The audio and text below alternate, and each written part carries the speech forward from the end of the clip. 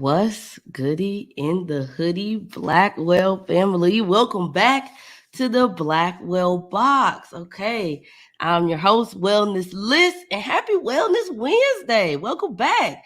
Welcome back. As you see, I have a guest on here. This is the first episode where we bring in a guest on here, guys. So y'all seen it first. Y'all here with us. This is the first one, and as you know, on the Blackwell box, we have real conversations with real people. So we gonna keep it real, okay?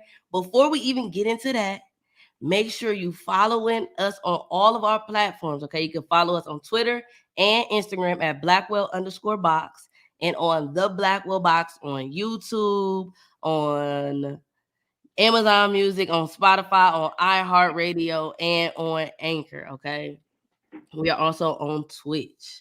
So, without further ado, we better just get right into it. Today is the first episode we got with a guest, and because we're talking all things minority mental health, the topic of the first ever episode, of course, is going to be about trauma. We just going to hit the ground running. We're going to rip off the Band-Aid. We're going to do the thing. All right, guys.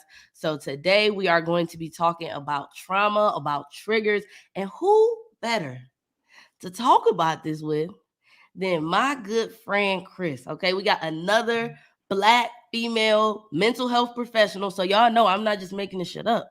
We're gonna bring a therapist on the line, okay, to fact check me. Okay, so today we're gonna talk about what is trauma, how are we dealing with it, how has trauma affected us personally and professionally, and like what can we do about it? What's the solution? What's up? So we about to just get right into it. So go ahead. You can let them know who you are, why you here. What's up? I appreciate that lovely introduction. Like she said, Kristen, but better known as Kris. I am a mental health therapist. I am also a blogger, a podcaster. My podcast is called "What Are You Growing Through?" So if you're interested, that is definitely something I would recommend you hitting up, and I would greatly appreciate the support. But I am here because trauma is something that I'm pretty sure a good bit of us has experienced, especially to whatever extent we've experienced it. So I'm here to get into it. Let's get into it. All right, y'all. What are you growing through? Look it up, follow it, subscribe to it, listen to it on Instagram, on the platforms. Hop on there. All right, y'all. If you're in the Blackwell box, then you care about Black stuff. You care about what's going on, what people talking about. So that's another podcast that I know you're going to want to enjoy. You're going to appreciate the content. Okay. Yes, ma'am. So without further ado, like she said, we about to talk about trauma. So we just about to get into it. So tell me, what is trauma to you? Like what you could go from your personal, your professional, like what does that mean? Um, well, like professional type thing, I'll start there. I would like define trauma as just an experience, a, an now I'm trying to figure out the word now. An experience that has caused some type of whatever level of distress in our life, whether it's emotional, physical, spiritual, mental, whatever type of effect that it may have on our lives. Personally, I guess I would say the same because personally, it just is what it is. It's just the things that are annoying in life. Right. Like real annoying. Okay. I would agree with that. Okay. So when we talk about trauma, we know that trauma has a lasting effect.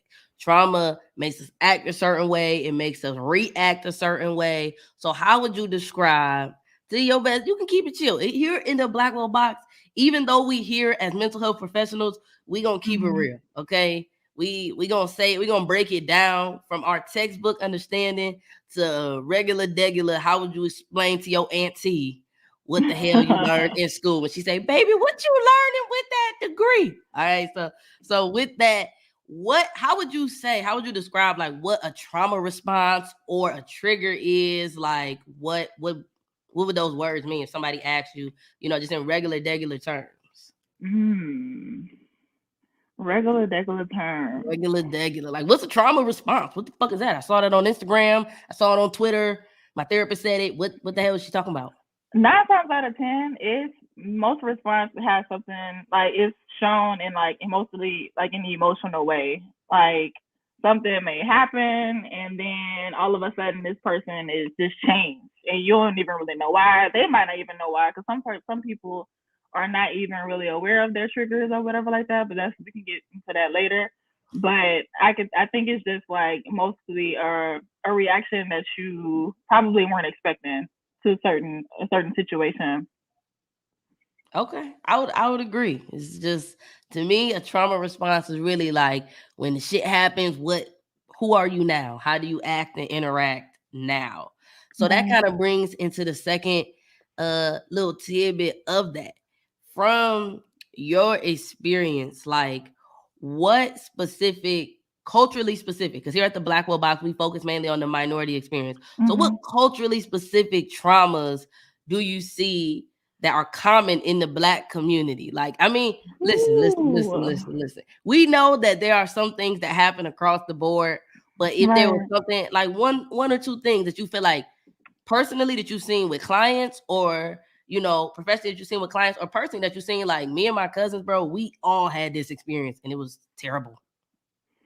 I think the biggest thing that I've noticed in our like specifically the Black community is generational trauma.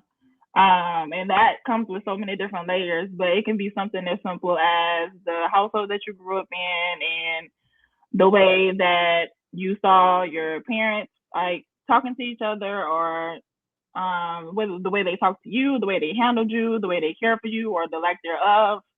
Um, it can be the fact that someone told you to shut up and you held on to that and you still holding on to that because it's like like it hurts your feelings type thing. Like Right. it could literally be the smallest thing that we experience in our past. So I would definitely say that generational trauma is a big thing in our community. I agree. I feel like when I first thought about this question, I immediately thought about, like, when I think of my personal, and like when I deal with, because I mainly work with kids, like during the workday, like a lot of things with the Black kids that I see that I didn't see with the white kids is how they are perceived. Like they're a lot Mhm. more conscious of like our hair, our Yes. tone, how we talk, how people are. Do people think I'm too loud, not loud enough, black, too, you know Right. what I'm saying? With how other people perceive us, and that having more of an effect than people really want to give credit to, because everybody want to say, like, I don't care what people think about me, like my Black Right. is beautiful. Like we all done had a moment where we was like, is it okay to be Black in this space? Is it okay to No, be for like real. in my authentic voice and stuff like that? And Mhm. so, I feel like honestly, that's one of the biggest reasons that made me create the Blackwell Box, was just that concept of seeing, like, when I work with my white clients, they don't even think twice about, do this person, is they thinking about this? Should I No, say for this? Is this abrasive? Is they don't even, that's a privilege they have. They just walk in the room like, oh my God, these niggers are crazy. Like, you didn't think that was, like, you didn't think about that. But when I work with Black people, we are a Ooh. lot more conscious of, No, like, we have to be. yeah, like, what are these people thinking? Be it other Black people or white people or whatever. And so that really made me push for the Blackwell Box of just like, all right, we need a space where we could talk about like these things, hash them out, and come to understand. I see them across the board, and people, not really understanding that, like, we've all thought that. Like, we've all been like, is this hairstyle okay for an interview?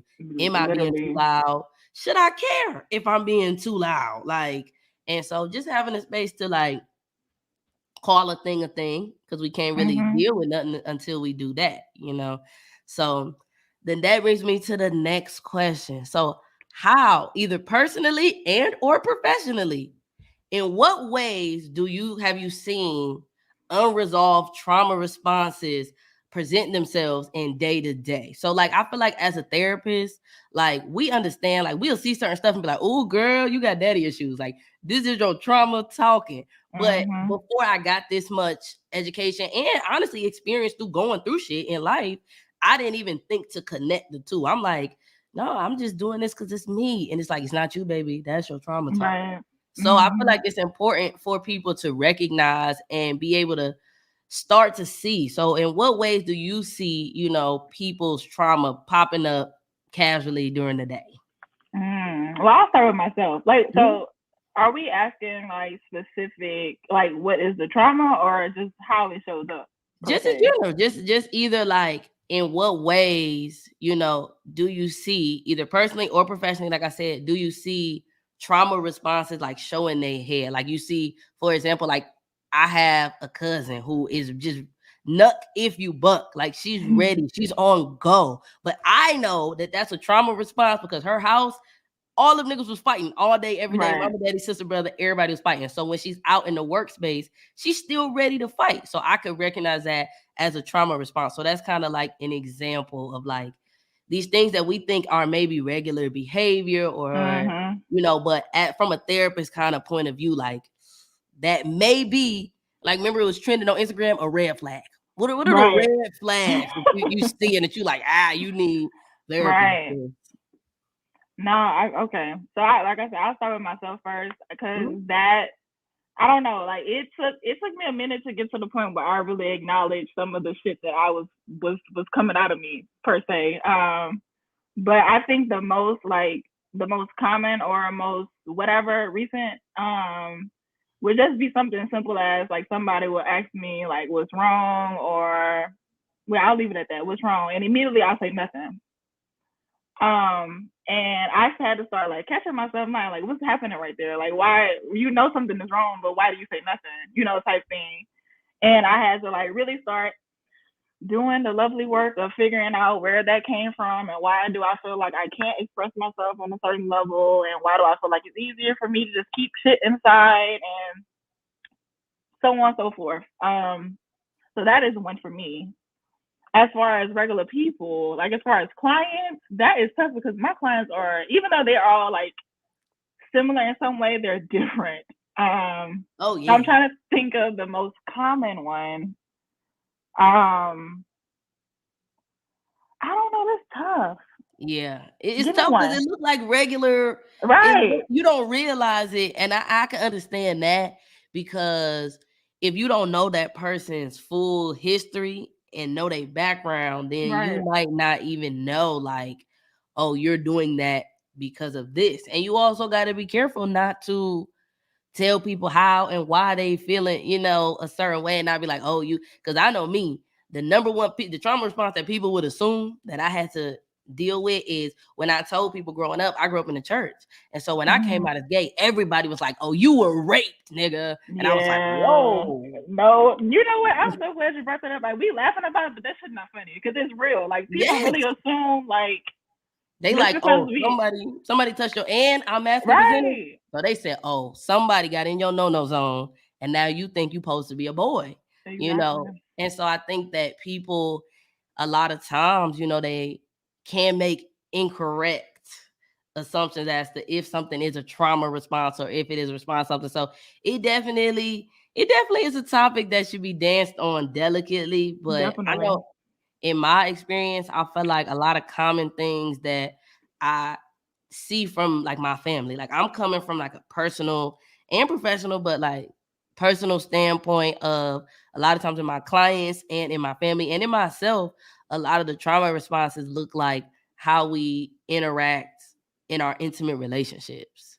I feel like they kind of come up these mommy issues, these daddy issues. As Like I fuck. know for me personally, like when I was growing up, like my parents, they was working. They was working all the time. Like Mm-hmm. all the time. So when I started dating, I was like, I seen my parents dating because they were divorced and I seen them working. So I was like, damn, like these niggas ain't never home, bro. They always at work. So my trauma response to that was kind of just to be like, all right, I validated it by saying, like, okay, Mm-hmm. when I grow up, I'm supposed to work. And every Yeah. girl I date, I'm decking her out. I'm spending hundreds, my whole check, my little high school Oh check. wow. I'm blowing a bag because that's like that's I'm gonna show this person I love them because Right. that's how my parents was like, hey, I got groceries. This mean I love Mm-hmm. you. So I was like, in order to deal with not really understanding or appreciating that type of love, or that's them showing they best parenting skills, I was like, okay, well, I'm gonna just normalize it and be like, you're not supposed to hug your girlfriend. You're supposed to buy her a bag. Like Right. that's. And so I feel like it's really easy for these things that look just like regular things. It's kind of hard sometimes to Right. tell, like, why am I doing this? Am I doing this? Like, I just actually had a conversation with a friend about, like, he was like reconnecting with an ex, and I was like, you gotta ask yourself, are you doing this because you madly in love with this ex? Or are Mm-hmm. you doing this because Looking at trauma. you, yeah, y'all got a trauma bond, or you just they showed you something that somebody else didn't, so you're willing to settle and be with it? Or you know what I'm saying? Is it a personal thing that's making you be like, it's just easier to date this person No, than for to be out real. here in these streets, you know? It's just comfortable, That's what a Yeah, lot of people yeah. settle for. Yeah, so I try to like I had to call it out in that moment, because I was like, I don't know. I really, only you can know. And I think that's why it's so important to just even have conversations like this, and like realize that like the shit that happened to you back then can still show its face. So that kind of leads me into the next question. Okay. So the question is, how long? Now, this is just your opinion, okay? And I'll give my opinion as well. So how long is it okay? So for example, I'll put my own family on blast. My Mhm. mom grew up in a house where my grandfather used to yell all the time. He was just loud, from my Right. understanding. So I grew up, oh, my mom yelled about everything. She happy, sad, angry, mad. She's just very vocal, and I got a little bit of that too. I ain't quiet, okay? And so and recently we were at a family event, and it came out like my dad was like this, so I'm snapping at people. That's what I seen, that's what I know, that's what I'm gonna do. And she was like, but at some point, when I started to, like, I lost a job because I bit my boss's head off. I cussed her out, I gave it to her. And she was like, at that point I had to realize, like, I can't say, well, this is what I know, so this is what I do. Mhm. But as a therapist, a big part about what we do is validating the experience of, damn, baby, that was tough. And that's why Right. you acting like this. And this is a space to feel that and do that, So from your personal opinion, like, is that valid? Is it valid for somebody to say, hey, I was raped as a kid, so I'm about to be raping niggas? I was yelled at, so I'm about to be yelling at niggas. And is it valid? And if so, like, where do we draw the line with, okay, bro, all right, you got to work on it? That that is a toughie because, especially in the example that you gave. I know the rape one was a bit like trigger warning. That was a bit Right. abrasive, but Um, that's a toughie because I believe that people. I mean, I'm gonna just leave it at that. I believe people can change. Like they're capable of it. Um, I hope so. But we all have a right. But job. a lot of people, we got people out there who don't believe that. Like people, whatever. But um, if it's in terms of a client, I don't know, cause it's like I don't think there's a specific timeline. Like I don't have like I give you 3 months and that's it. Like, but it's just if I don't start to see progress, like if you come into the session with the same shit every single time and you make an excuse about it, like we've addressed. Cause I can see if I know what's happening and you haven't realized it yet, like we haven't like unpacked it to the point that you have accepted it yet. Okay, but if we've unpacked it and we talked about it and we discussed ways that you can change it and better it, and you still doing that shit, then we You gotta have just another do it. conversation. Cause majority of my clients are female, so Okay. we got it's either you gonna make a change or you gonna continue. Like I put it in a way like of a challenge. Like, do you want to continue to be the way that you are, or because last I heard you came to therapy to become something else or just become Hmm. a better version of yourself per se. So if you gonna continue doing the same shit, then why are we here?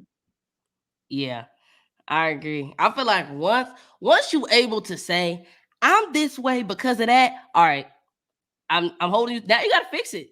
That is not Exactly. an excuse no more. If you still are like having these trauma responses, are still like, going through the motions because you haven't been able to or chosen to sit in it and figure it out, be it with a therapist, with a family, friend, mentor, whatever, then okay, you are still clearly feeling and healing and going through that. Right. But if you on the side, I'm kind of even like with my kids, with my adult clients, or just personally, like with my family, because a lot of times people hit me up, they like, yo, Liss, I need advice. And I'm like, all right, let's do the thing. And they like, so I know this is the problem, but like, I just keep on doing it. I'm like, Right. okay, all right, that's fair. But we also need to acknowledge, like, it's valid. It's 100% valid. Feel the way you feel, but know that it's not productive. It's not. Exactly. I always try to, like, because my orientation is choice theory, and it's basically like bust it down in a way of, what are you doing? What do you want? Do they equal? It's plain and simple. What are you doing? What do you want? Do they align? If they don't align, listen, if they don't align, all right, what's the plan? If they do align, all right, well, clearly something is working, Right. And so I feel like that, just finding that orientation in the books helped me just in real life, because I could help people that I just come into contact with, not even clients, like, yeah, clients, but outside of clients, and just my own self personally. Like, I'm able to be like, that's like the gift and the curse of being a therapist. It's like, the shit, so it's a little harder to be like, yeah, to be like that. So we in the Blackwell box. So we talking about all things Black. All right. This is a trolling question. I'm gonna just tell you right now. Trolling you. All right. So on the topic of how long is trauma responses valid? All right. As Black people, we know that niggas enslaved our ancestors. We know that there are a lot of people who just don't like us just for existing the way we exist. Okay. Indeed. Is it valid? And to what extent for me to still have a trauma response? For me to see a Karen in the grocery store and say, I don't like her, just on period. For me to say, I don't want to go to that school because them people is white, or to react or put ourselves in places or take ourselves out of places because what we know, our past traumatic experiences and understanding of culture and race in this country. To what extent is it valid? Am I valid to say I don't want to work for no white man? Is it valid? Yes, it's valid. Is it valid? I think it's valid because it's like, even though like it's some trauma that we are choosing not to heal from, or like choosing to not necessarily forgive them for, your feelings are valid. Like, it is what it is. If you don't want to work for the white man, then don't work for them. Like, it is like, don't do that shit. Like, I don't know.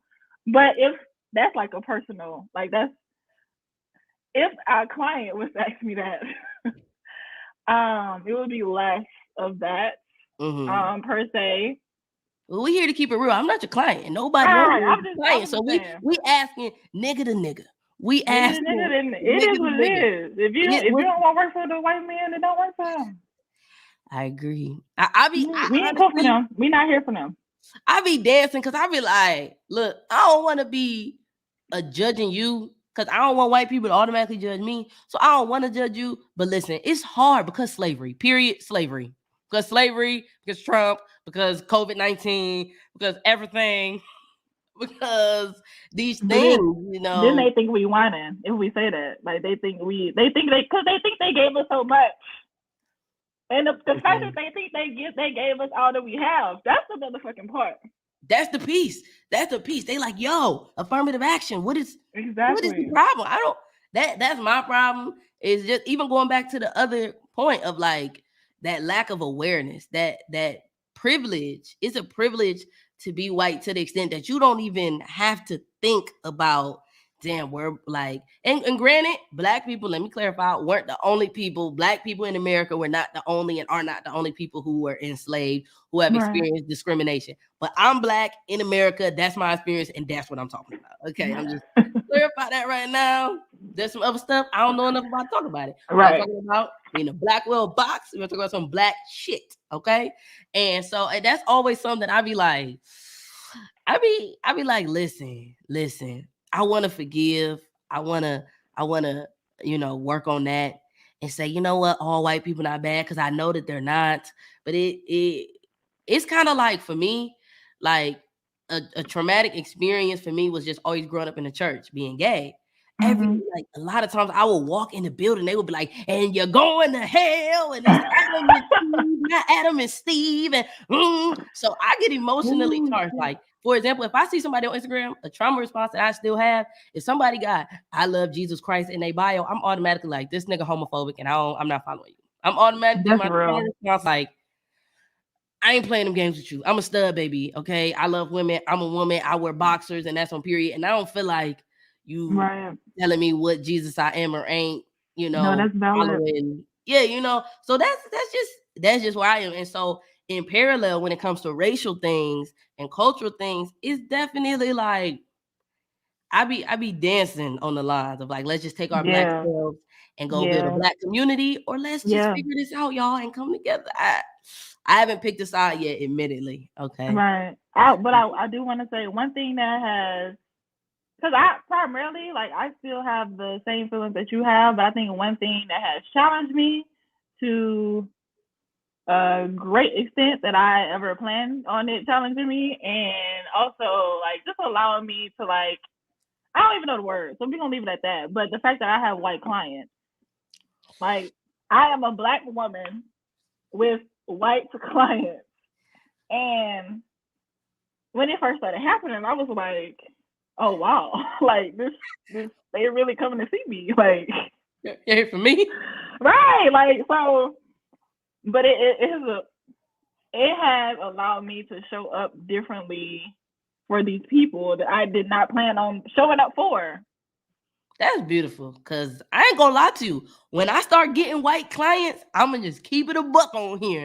Hope I don't get fired. But when I start getting them white clients in DC, I said I need to take my black ass to Atlanta, because we not aligned. We not eye to eye. Your problems, admittedly, are pissing me off. And it also, I was in Washington, DC at a time where the cultural climate was crazy. I mean, it was protests, it was all this going on. So imagine a little white kid like, my mom didn't give me a PlayStation. I'm like, niggas are dying.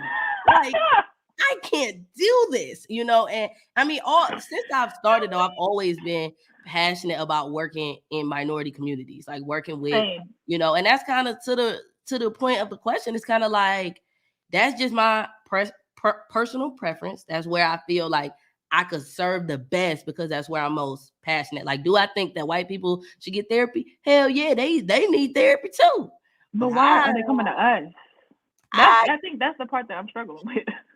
I'm not the one. I listen, I don't want to be like that. But when I look for a doctor, I look for a black one. When I look for a therapist, I look for a black one. And that's a big point of why I even, like I said, started the Blackwell Box, because like, we identify and we go to what is comfortable. We go to what's familiar. We go where there's representation.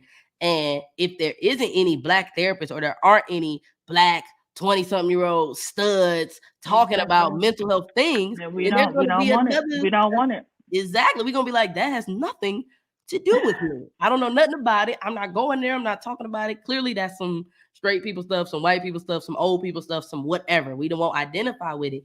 And so, like, I mean, to your point, I'm proud. That's a beautiful thing to be able to have these clients from different cultures, and for it to help you be more culturally competent. That's what we will all hope for. I'm going to keep it real. The more white clients I got, the more I knew I needed to quit that job. The more I knew this wasn't the space for me, because I don't, like, to the point before of a lot of the cultural trauma is, being so cognizant and having to always think, am I being too black in this space? Am I talking? Because I've even had, when I work with kids, parents be like, Alyssa, you're talking too aggressive. I'm like, I told him to stop that shit. I tell the parents straight up, I cuss in my sessions. We cuss because your kids is cussing, okay? We cuss, we keep it real. I'm wearing my do-rag. I may wear sweatpants. We gonna play Uno for an hour. Like, that's just my style. Being yourself. Right. Yeah, and I think that my style doesn't always align with other cultures, That is true. But there are people out there, and kudos to the people who are, because I think it's also important for white people to see black people in these educated positions so they can understand and know, because they dead ass sometimes be like when I remember the first time when I told like a white person that I had 4 degrees, he was like, whoa, right. Whoa, exactly. I was like, exactly. I was like, don't know if I should be offended or what. He was like so flabbergasted. Like he was like, no, literally. oh my goodness, you're hired But I right love now. that shit. Yeah, so it's important also for the Black therapists like you to be able to go to the white clients and be like, and you in my chair and would you need my help. That's Right. also that representation piece that I honestly didn't really even think about until like right this second. You know, that piece of like we need to see ourselves, but they need to see us as well in these positions. So that's a beautiful thing. Okay, that's a beautiful thing. I'm trying. I got a couple more questions for you. So we've Okay. been talking, of course, about trauma, about our clients, about our friends, family. Mm-hmm. On the Black Will Box, it's important. One of our things that we pride ourselves, I pride this podcast on, is having real conversations with real niggas. Okay. So I need you to put your real nigga cap on, your real person cap. Okay. We about to get personal and talk about our personal trauma. So my question is to whatever you feel comfortable sharing, because a big thing, let me just give you the kind of the rundown for everybody. Like, I'm not asking you to air your dirty laundry, but a big point of this podcast is to start those conversations. So as a minority mental health professional who wants people to come to you and tell they shit, if we say we want more minority people to start talking about and normalize just saying what has happened to us, what we've gone through, what we've grown through, what we growing through. Okay. Come on now. We growing through, we need to be able to continue to put ourselves in vulnerable positions and share these things. So my question is to whatever you are comfortable sharing with the podcast, with the Black Will Box family, what would you describe as a personally traumatic experience that you think really impacted you in your life? That is so loaded. Cause it's like, as soon as I saw the little thing pop up, I'm thinking like, what should I talk about? What should I talk about? What should I talk about? It just so much came up. I don't. Can we get a category? The category is something that you would consider traumatic in your life experience that you are still actively healing through. You still ain't give me a category. Okay, that's a category. Okay, no, this is easy one. This is easy one. Something that was traumatic in your life that hit your heart, that shook your world, shook the room, that you feel like you actually, I'm changing it, were able to overcome, that you were able to push through, that you were able to grow through and get through. And now you're on the other side. You can easily talk about it without being triggered. And you like, damn, okay, guy, I see what you was up to. Okay. This is more so of a physical trauma experience. Yeah. I was actually thinking about this yesterday because it's almost like 10 years. It'd be 10 years to 2023. That's so weird to say, but we getting old. Right. Long story short, I was involved in a very life-threatening, almost near-death car accident, which put me in a position where I was in the hospital for a couple of months. I was unable to walk, traumatic brain injury, this, that, and the third. And here I am. Here you are, walking it like you talk it. Okay. Right. So that is definitely. Oh, go ahead. No, first of all, thank you for sharing that. Thank you for being a part of the Black Will Box family and sharing that. That's all. I just want to thank you for that. Of course. So I was just bringing the side of it, like it is. I think it's easier for me to talk about it or think about it because I don't remember exactly what happened. Like that part of my life was literally wiped away from my memory box, and I'm pretty sure it was a blessing in disguise. And I'm saying like the actual accident. I just woke up in the hospital, and it just was what it was. Wow. Right. That's traumatic in itself. Like when I get drunk and I can't remember, I'll be pissed. So exactly. So there's that. But I also was able to see a lot of what came out of it. Like a lot of my personality came out of that because I think I was able to see how I am resilient and I take anything as a challenge because it's like, oh, y'all said I'm not gonna walk. Oh, okay, I'm gonna show you, like type thing. Like, so a lot of my personality came out of it. So yeah, I think that's a good way of summing it up per se. Okay. Okay. You already answering my, see, you could tell. You could tell that she be on the mic, y'all. You could tell that she be on her own podcast because you answered my question before I even give them to you. What was the So question? the question was, what what are some pros? Like, we always talk about trauma in a negative way, you know what I'm saying? I always say nothing's good, nothing bad. It's a little bit of both of them and everything, you know. Right. And so the question was, what are some positives, some pros of going through a traumatic experience like that or any other traumatic experience? But you already shared that, Yeah. you know, it show you your muscle, it show you your resilience, it pushes you. I know that's one thing, like, we're going there, you know, being in a Greek organization, there are some things that can be difficult during the Right. process, you know, and that's kind of a parallel example of, you know, it's a difficult situation and it take a lot of mental strain and energy and things of that nature.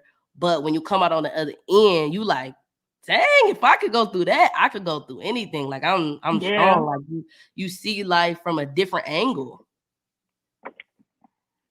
So you, No, like I that's said, real. yeah, you already answering the question. So what were, just briefly, what would you say are some things that helped you in that situation or in other situations that helped you like kind of get through that? Um. Like things that hmm. work for you personally, not things you would tell your clients, like what worked for Kris, like Right. helped you grow through it. See, I keep plugging that in I there. If y'all ain't right. I subscribed love by it. now, I y'all just not appreciate listening. Y'all just not listening. If y'all not streaming her shit as well, y'all just not listening. it. um. I don't. So that's a tough question because for one, I was young. I was when the accident happened. I was 15, Oh and yeah, I was worried about everything under the sun other than what I should have been. That's just being real. I was mm-hmm. into a lot of shit around that age, Weren't we and I all also, there? I think that also allowed me to see why it happened, or Mm. possible some of the possible reasons why it happened. I think God has His way of sitting us down, to some extent, and He'll do it even whatever way we don't like it. Um, That's the truth. so I said that because it took me a while to actually start really thinking about, and I'm talking about when I say a while, I mean like years later, to like really Mm. start thinking about like what am I supposed to get out of there? Like, yeah, like it's cute that I survived a traumatic accident, but it's like, why am I still here? Like, Yeah. what am I supposed to get out of that? Type thing. Mm. Um, so I think that is part of the reason why, like, when I started, well, part of like when I started to just be more present in that and just start actually listening and learning and seeing why I'm still here and not just taking advantage or like taking it lightly that I'm still here. Obviously, I have purpose. So let's Oh find that purpose yeah. and let's navigate that purpose, type thing. So I think that's every day. Like I'm Yeah. trying to still, which is why I care so much about growing because um that's part of the reason why. Like when I just became present and intentional about how I am living and how I'm showing up in the world, is like in order for me to become better or just not be the person I was yesterday or 10 years ago, I have to grow. So Yeah. Okay. that's why I advocated so much. For growing. So just like Yeah. acknowledging that it happened and sitting yourself down and thinking, why did this happen? What can I get out of this? Right. What was I supposed to learn from this lesson alone? Just thinking of that, being intentional about that helped you get that answer and push through the situation. Okay. Exactly. All right, so we got one more question for you. Okay, so we talked about what trauma is, how does it affect people at large. We talked about how does trauma affect us in our personal lives. Y'all got all in our business, you know what I'm saying? And so how have we gotten through or reacted or responded to some of these traumatic experiences that we've had personally or that we've seen in clients? So, of course, we always want people in the Blackwell box and the Blackwell family to be able to walk away with something and saying, okay, this is what I can this is what I could do, a call to action, something that they could take away and not be like, okay, I talked about the shit. Like, that's the first step. But we want to start opening that Pandora's box of, okay, now we talked about it. What can we do about it? So my question is, and I'll share as well, from a professional standpoint, how can we individually or collectively as a Black people start to resolve some of these traumas that we have? Like, what can we do? What if I say, yo, Kris, my life is shitty, I want to get over this, what do I do? What would you say to that person? I think that because that sounds like a simple question, but it's really not. Oh yeah, it's layers, it's levels. It's a lot of shit you could do. A whole bunch, depending on your situation, for sure. And it does depend on the person and the situation. But I think if it was just like a general answer, I would tell that person to start with acknowledging whatever the trauma is and allowing yourself to begin to take the steps of forgiving, whether it's forgiving the person, whether it's forgiving the thing, whether it's forgiving yourself. Just taking that step to allow yourself to actually begin to let go. Okay. That is the summary of the common answer. Because, and also the answer as a whole or as a collective, I believe that one person beginning to heal or beginning to change or beginning to grow will influence a lot of other people, whether people believe it or see it or not. That's beautiful. That's beautiful. Okay, so call a thing. Start forgiving yourself, forgiving the people that's in the situation, and just understanding what was the traumatic thing that happened to me, and understanding that we are a family. Like, that's the Blackwell family. Like, as a Black people, we are connected through blood, whether we cousins or not, sisters, brothers, aunties, uncles. We are a unit, and just us starting to work on ourselves individually helps us as a collective. Because I mean, that's valid, because if you think about it, if I'm working on myself, healing myself, we know it's just a new year. People quick, new year, new me. I'm on a new wave. I'm working on me, all these things. So what that says is we associate with people who are doing the same thing, or we motivate the people around us, or are motivated by people around us. So just us saying, I'm going to work on me, I'm going to fix what I got going on, we really empower other people around, just talking about, sharing our experiences. We empower other people to be like, oh, maybe I could talk about that too. Maybe I should get a little therapist or something. Okay. Like, okay. So you heard it here first. Call a thing. Be kind to yourself, forgive yourself and the people that was in the experience, and work on yourself, and know that in working on you, you working on the rest of us Black folks. So if we all do our things individually, we're gonna be a real strong collective, Exactly. And that's what we're here for. That's what we're here for. To talk about the things, to call a thing. You pretty much just summed up the Blackwell box. So pretty much she just told y'all to keep coming back, and to also stream her. Where can we stream your podcast while we own this? We are on Apple, Spotify, Google. Oh, she got podcast. money. On Apple. Don't do that. No, you on Amazon, so don't do that. Anchor. I think that's the top 4. Okay. Yeah. All right, so make sure y'all go stream that, and make sure y'all come back to the Blackwell box next week.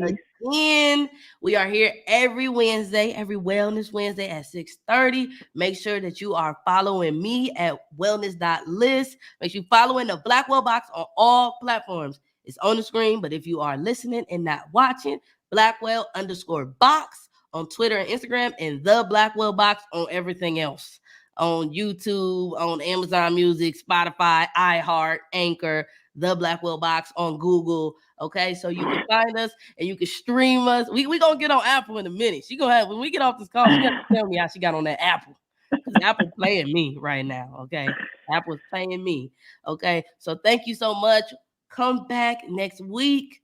And make sure that you follow. Oh, shout out your Instagram while we're here. Shout out your Instagram and your podcast Instagram. Instagram. Well, my podcast Instagram is what are you going through 2 underscores. What are you growing through? Growing with an R, right? Not going, right? Just making sure. Growing. In my personal, what is my personal? I don't really show my personal. She don't want you to know her personal. Her personal is in the bio. No, your personal is in the bio of the podcast one. So if you follow the podcast one, then they'll find your personal. Exactly. There you go. So you got to follow the podcast in order to see her personal life. That's exactly. You don't need to be stalking us for no reason.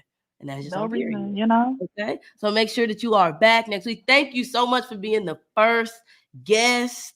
Thank you for having me. Oh, thank you so much for coming. And she was on time, y'all. She wasn't on Black People Time. She was here. She was ready. She was early. Okay. So thank you so much. Make sure that you guys are back here next Wellness Wednesday. And in the meantime, in between time, remember to stay Black, stay blessed, and stay beautiful. And most importantly, make sure you stay well. All right. Peace out.